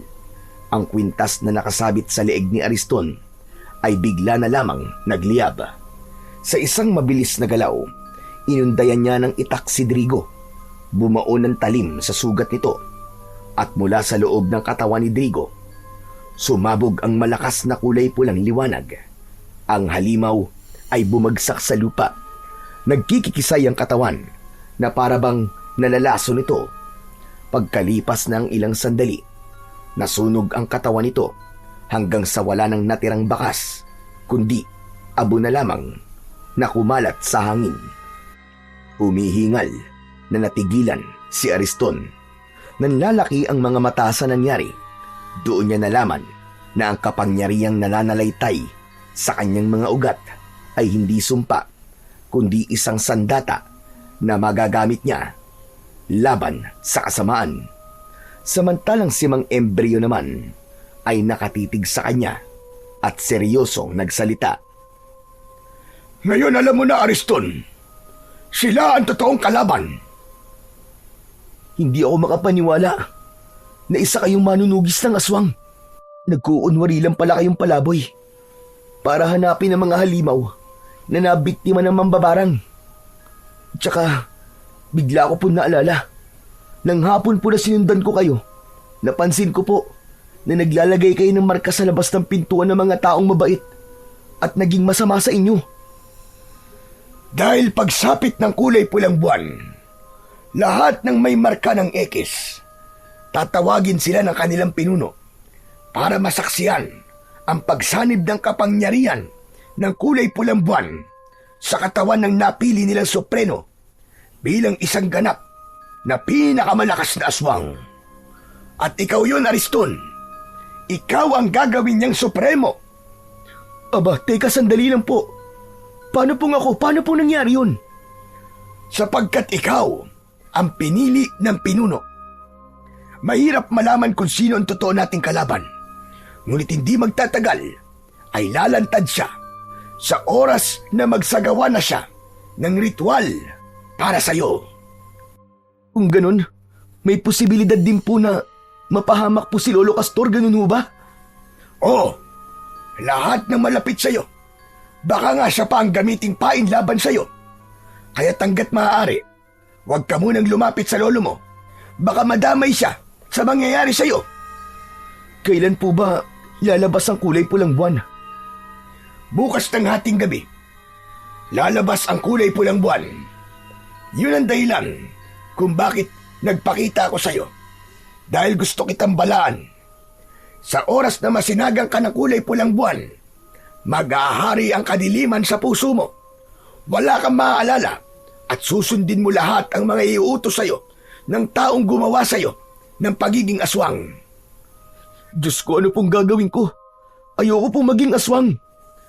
Wala kang ibang gagawin kundi isipin ang kabutihan sa puso mo. Dahil sarili mong isip ang magiging kalaban mo. Ngunit sa oras na may maalala kang kabutihan sa puso mo, babalik ka sa dating katinuan at ikaw mismo ang papatay sa mambabarang na aswang na bangkilan. Bumundol ang kaba sa dibdib ni Ariston nang mahaplos niya ang palawit ng kwintas. Umaasa siya na malalampasan niya ang pagsubok na yon. Ang kailangan lamang niyang gawin ay labanan ang kasamaan. Buong isang gabi na naghanap ang dalawa ng mga aswang sa kagubatan. Lahat ng makasagupa nilang may hawa ng aswang ay pinapatay na nila upang mabawasan ang mga alagad ng mambabarang na aswang. Ang ilan na hindi nasunog ang katawan ay hinayaan nilang manatili sa kakawyan. Yun ang dahilan kung bakit iniisip ng mga tao na biktima ng aswang ang natatagpuan na patay sa kakawyan. At sa pagsikat ng araw, saka lamang sila matutunaw at masusunog. Nang matapos sila sa kanilang ginagawa, ay nagpasya ng umuwi sa bahay si Ariston. Itinago niya ang kwintas sa loob ng kanyang damit at nilinisan ang kanyang sarili bago siya pumasok sa loob ng kanilang bahay. Ngunit nagulat siya nang makita ang matanda na nakaupo sa harap ng lamesa. Naghahanda ito ng pagkain na madalas nitong ginagawa kapag sumasapit ang madaling araw. Anak naman ng tokwa, oo. Kaya panay ang tawag ko sa'yo sa loob ng kwarto mo hindi ka lumalabas. Saan ka ba nanggaling, ha? Nagpahangin lang po ako sa labas, Lolo Castor. Kalalabas ko lang naman po kanini. Sa bintana po ako dumaan dahil ayaw ko po kayong magising. Pagsisinungaling ni Ariston. Yun ang kauna-unahang pagkakataon na nagsinungaling siya sa matanda. Alam mo ba, Apo? Napapansin ko na madalas kang umaalis. Kapag pinupunta naman kita sa tubuan, wala ka naman doon. Teka ga, saan ka ba talaga nagpupunta, ha? Ang totoo po ay sinusundan ko po si Mang Ebreo. Dahil sabi niyo po, isa po siyang aswang. Gumuhit ang pag-aalala sa mukha ng matanda at napalapit ito sa kanya. Hinawakan ni Lolo Castor ang kanyang kamay at hinila siyang paupo sa bangko, paharap sa lamesa. Apo naman, bakit ka gumagawa ng dahilan na ikakapahamak mo? Itigil mo na ito at huwag ka nang makikialam sa problema ng iba. Hala, sige na. Kumain ka na habang mainit pa ang kanin. Paborito mo ito. Sinangag at tapa na karne ng baka. Ito ang ibinayad sa akin ng mga magulang ni Pedro. Ewan ko ba, nahihirapan na akong pagalingin sila. Lolo Castor, maaari po bang huwag na kayo manggamot? Nag-aalala po ako sa inyo. Paano kung malakas po ang kalaban at kayo naman po mapahamak? Pero ito lamang ang alam kong paraan para makatulong sa mga may sakit. Kita nyo na? Lolo naman, bakit pwede kayong tumulong samantalang ako? Hindi pwede. Dahil magkaiba tayo. Ako nang gagamot samantalang ikaw. Nakakagulo lang. Lolo naman seryoso po ako. Seryoso naman na sinasabi ko, hindi ba? Kaya huwag ka nang matigas ang ulo. Ikaw lang naman ang inaalala ko, kaya sige na. Tama na ang usapan natin na to tungkol sa pagtulong-tulong na yan. Ang mahalaga, kumain ka na. Para magkalaman naman ang katawan mo. Tignan mo nga ang payat-payat mo na. Kaya hindi na tayo nagkakasabay kumain. Kaya naman, walang nagawa si Ariston, kundi pagtuunan ng pansin ang nakahain na pagkain. Bigla siyang nakaramdam ng gutom at agad na nilantakan ang pagkain na ibinigay sa kanya ni Lolo Castor. Pagkalipas ng ilang sandali, naubos niya ang pagkain, ngunit bigla siyang naglaway. Nakaramdam ng hilo. Sumulyap siya kay Lolo Castor. Ngumiti ito at nagsalita. Sige lang, Apo. Matulog ka muna. Hindi ka rin naman makakagala ngayon dahil masasaktan ka sa sinagdag araw. Yun ang huling salita na narinig ni Ariston mula sa matanda bago siya tuluyan na napalugmok sa lamesa. Nandilim ang kanyang paningin at agad na nawalan ng malay. Nagising na lamang ang natutulog na diwa ni Ariston sa mainit na pakiramdam sa paligid, pati na ang malakas na bulong ng mga taong nasa paligid niya. Unti-unti siyang nagmulat ng kanyang mga mata. Ang una niyang nasilayan ay ang mapula at naglalagablab na siga sa gitna ng isang malawak na damuhan. Ang liwanag nito ay sumasalamin sa maitim na kalangitan. Nakapalibot sa apoy ang mga lalaking nakasuot ng itim na balabal. Mahigpit ang pagkakatakip ng kanilang mga hood, kaya't tanging kumikislap na mga mata lamang ang kanyang naaaninag mula sa mga ito. At sa kanyang harapan, nakatalikod ang isang matandang lalaki. Nakataas ang dalawang kamay, parang nagsasambit ng kung ano-anong kakaibang orasyon. Ang tinig ay paos, ngunit palakas ng palakas. Bumibigkas ng mga salitang hindi mawari, mga sinaunang bersikulo na hindi banal, kundi salitang may kinalaman sa kadiliman. Maya-maya pa ay nagsalita ng Tagalog ang matanda. Sa ngalan ng dilim, sa ngalan ng kadiliman, sa kapangyarihan ng dugo, sa ilaw ng buwan, isilang ang bago naming kasangkapang magdadala ng lakas sa aming kapangyarihan. O katas-tasang hari ng kadiliman, dinggin mo ang aking dalangin. Ang aking alagad ay palakasin. Saniban mo siya ng iyong kapangyarihan at pagkalooban mo ng buhay na walang hanggan. Hindi siya maaaring magkamali Si Lolo Castor ang nasa harapan niya habang ito ay nagsasambit ng mga salita. Ang mga nilalang na nakapalibot ay sabay-sabay na nag-usal din ng dasal. Mabagal sa simula, para bang bulong na umiikot sa hangin. Ngunit unti-unti itong lumalakas na tila ugong ng kulog. Ang kanilang mga tinig ay nagmistulang alon na paulit-ulit na bumabalot sa pandinig ng binatang si Ariston. Pinaparamdam sa kanya ang bigat ng ritual na isinasagawa ng mga kampon ng kadiliman. Sinubukan niyang igalaw ang kanyang mga kamay, ngunit agad niyang naramdaman ang hapdi. Ang kanyang mga pulsuan ay mahigpit na nakatali sa likod ng poste. Ang mga hibla ng lubid ay bumaon na sa kanyang balat. Mula sa pagkakasugat ay dumaloy ang manipis na dugong tumutulo, naghalo sa pawis na kumakapit sa kanyang balat. Ang paligid ng sugat ay namamagana at nanlalagkit, para bang sinasadya ng lubid na pahirapan ang kanyang bawat galaw. Ramdam na ramdam ni Ariston ng mga sandaling yun ang mabilis na tibok ng kanyang puso. Hindi lamang dahil sa sakit ng kanyang sugat, kundi dahil sa labis na galit. Ngayon ay alam na niya kung sino ang totoong kalaban at buong katotohanan.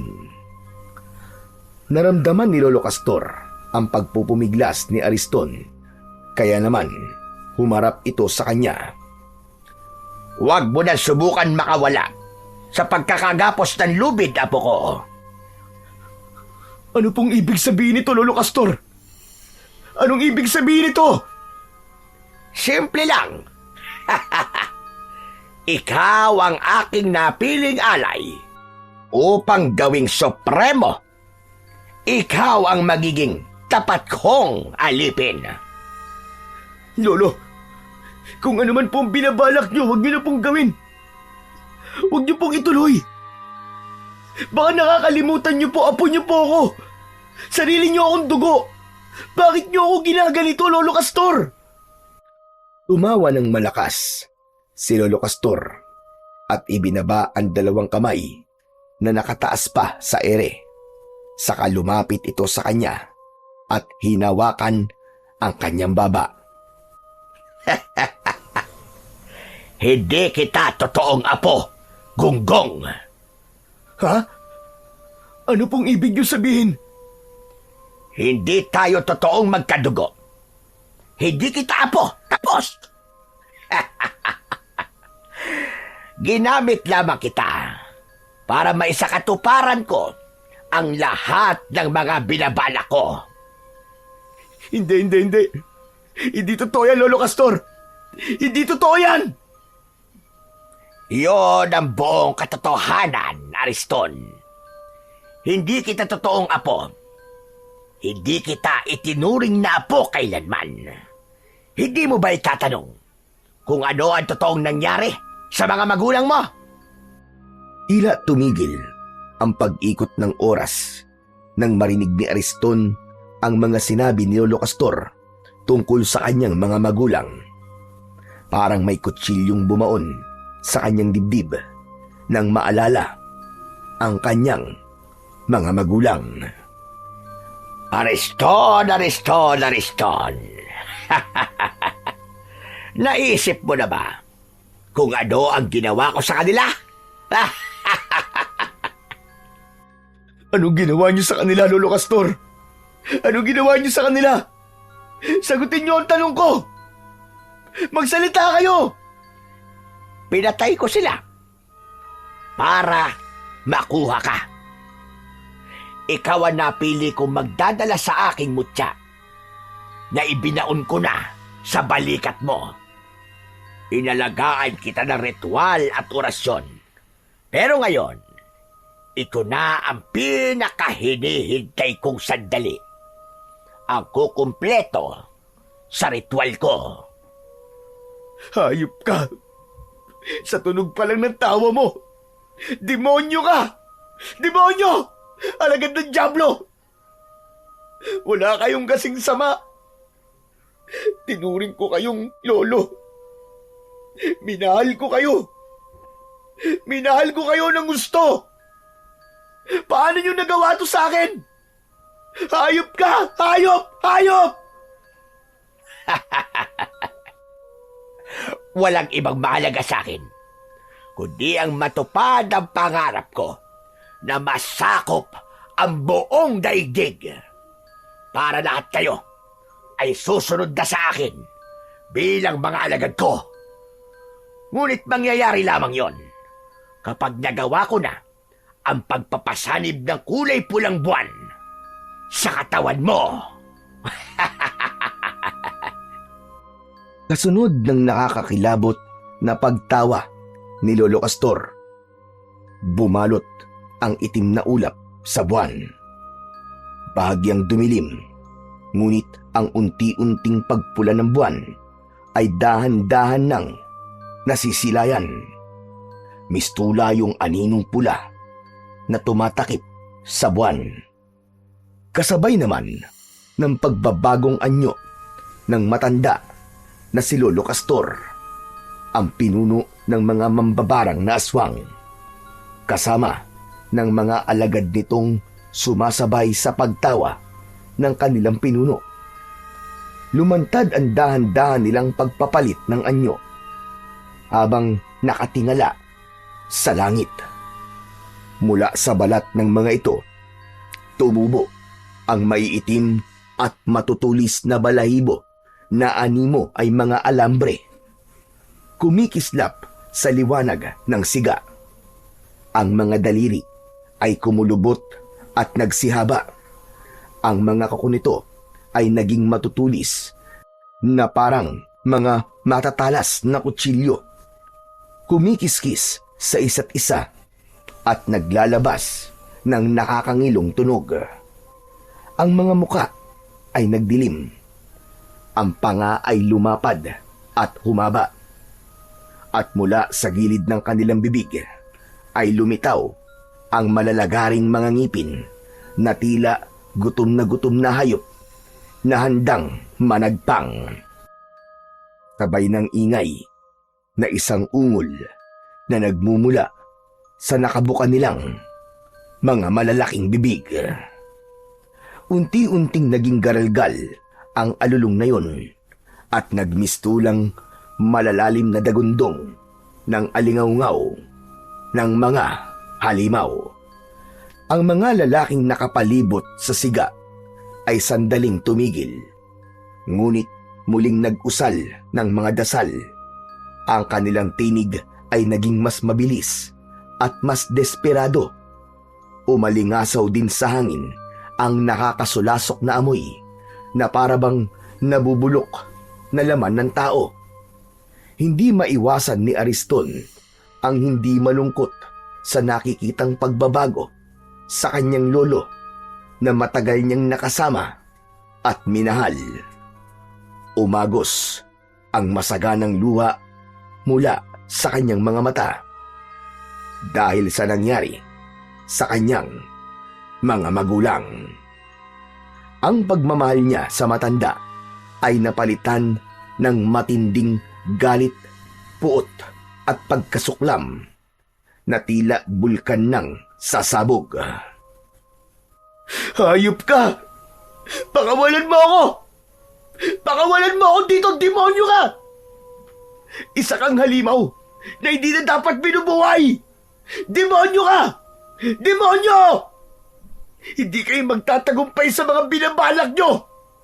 Tandaan nyo yan! Pag nakawala ako dito, papatayin kita! Tatagtanin kita ng pinong-pino! Umalingaw-ngaw ang galit na boses ni Ariston. Ngunit hindi pa man nakakasagot si Lolo Castor. Nagsimulang pumula ang kulay ng paligid.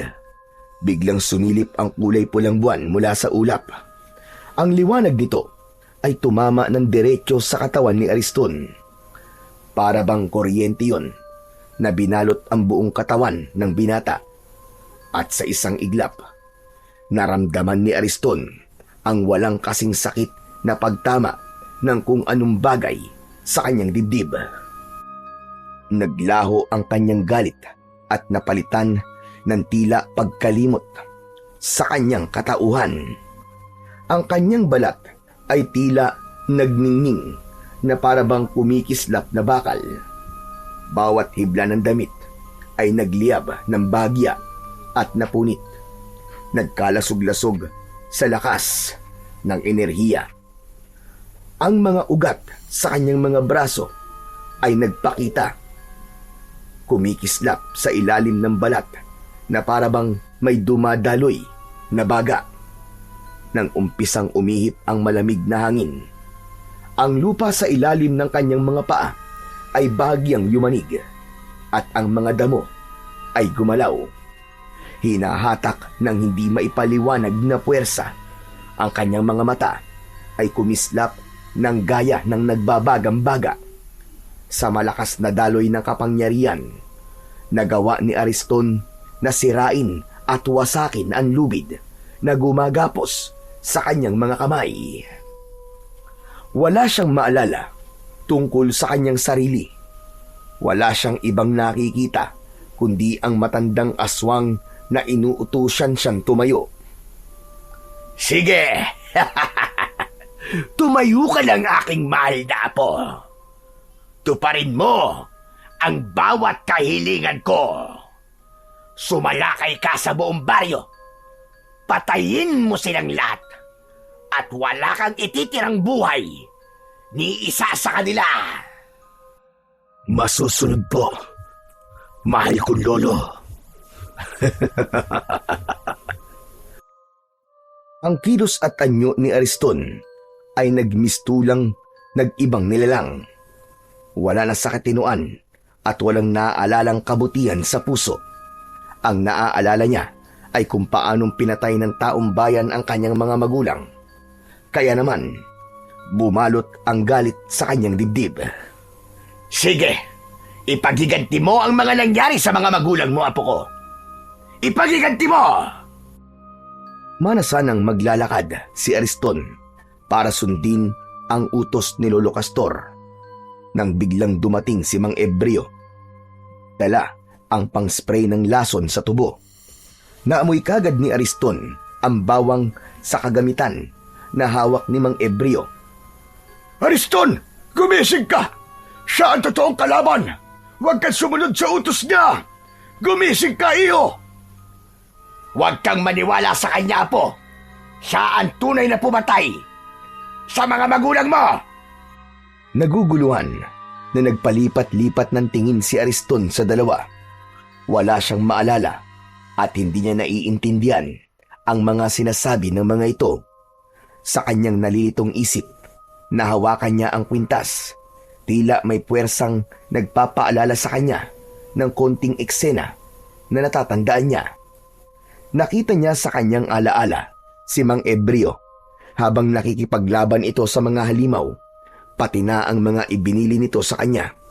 Kasabay nito, lumiwanag ang kanyang mga mata. Sino ba talaga nagsasabi sa inyo ng totoo? Sino? Ako, Ariston! Ako ang nagsasabi! Nangako ka na hindi ka magpapasanib sa kasamaan! Ako ang paniwalaan mo, apo. Ako nagsasabi sa iyo ng totoo. Patayin mo ang lalaki niyan dahil siyang pumatay sa mga magulang mo. Kalokohan! Hindi ko pinatay ang mga magulang mo, Ariston. Dahil ako ang tunay mong ama. Siya ang totoong pumatay sa pamilya ko. Sa nanay mo. Malinaw na ngayon ang lahat sa akin. Siya ang pumatay sa pamilya natin, Ariston! Pagkatapos nun, umikot ang mga alagad ni Lolo Castor sa binata at umatake ang mga ito kay Mang Ebreo. Pinisprayan naman ni Mang Ebreo ang mga kalaban. Binunot nito ang itak at gamit ang kwintas, kinalaban ng lalaki ang mga aswang. Saka lang may naalala si Ariston sa pagbalot ng malakas na enerhiya sa kanyang katawan. Naalala niya ang lahat. Naghari sa kanyang dibdib ang katotohanan. pati na ang mga sinabi ni Mang Ebreo na ito ang kanyang tunay na ama. Naalala ko ng lahat. Humanda kayo! Dahil ito na magiging katapusan nyo! Sa gitna ng kulay pulang liwanag, nagsimula ang matinding sagupaan. Nagharap sina Ariston at Lolo Castor, at sa bawat galaw ay may napapatay na halimaw si Ariston. Sumugod si Lolo Castor, mabilis at mabangis, ngunit nang kumislap ang pulang liwanag sa katawan ni Ariston, nagbago ang lahat. Sa bawat galaw niya, nag-iiwan siya ng bakas ng liwanag na parabang naglalagablab na apoy. Nang salubungin niya ang pag-atake ni Lolo Castor, tinamaan niya ito sa dibdib ng kanyang kamao na may nagbabagang enerhiya. Umalingaw-ngaw ang malakas na dagundong ng pagyanig ng lupa. Anong nangyayari? Bakit kakaiba ka, Ariston? Dahil nagkamali ka ng pagtatanim ng mutya sa balikat ko. Nangyari yon sa tapat mismo ng balete. Kaya naman ang malakas na enerhiya ng mga nag-aalagang engkanto doon ay nahigop ng mutya. At yun mismong gagamitin kong pampatay sa'yo at sa mga halimaw na kagaya mo. Malakidlat ang suntok na tumama sa katawan ng pinuno ng mga bangkilan. Tumalsik ito. Ang balahibo ay nagliyab sa bawat atake sa kanya. Ngunit sa huling bugso ng laban, itinaas ni Ariston ang kanyang kamay at isang malakidlat na kulay pulang liwanag ang nabuo. Hugis pana na bumulusok papunta sa katawan ng kalaban. Tumarak yun sa katawan ni Lolo Castor at sa isang iglap bumagsak ito sa lupa at tuluyang nagliyab at naging abo. Bigla namang dumating ang mga aswang. Si Mang Ebreo ay mabilis na kumilos. Itinaas nito ang pang-spray na bawang. Nagliyab ang kanilang mga balat bago sila isa-isang naging abo na tinangay ng hangin. At dahil sa suot na kwintas ni Ariston, hindi siya tinablan ng amoy at katas ng bawang. Yun ang proteksyon na ibinigay sa kanya ng kanyang ama. Nakatayo lang si Ariston, hingal ngunit matatag. Ang kanyang katawan ay patuloy pang nagliliyab ng pulang liwanag.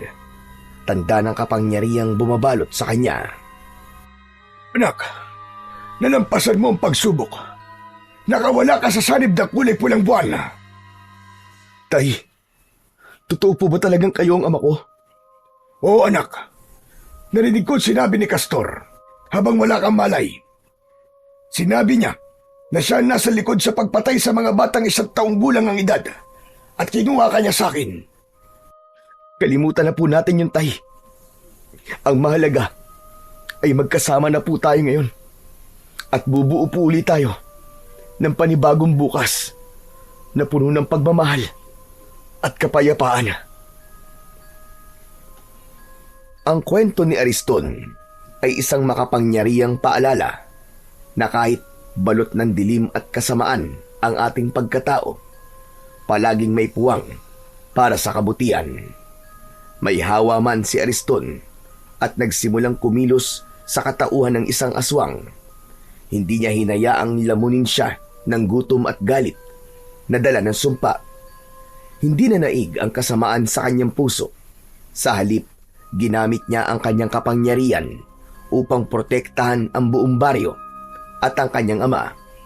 Ang kanyang kabutihan, gaano man kaliit o kahina, ay may kakayang manaig laban sa puwersa ng kasamaan.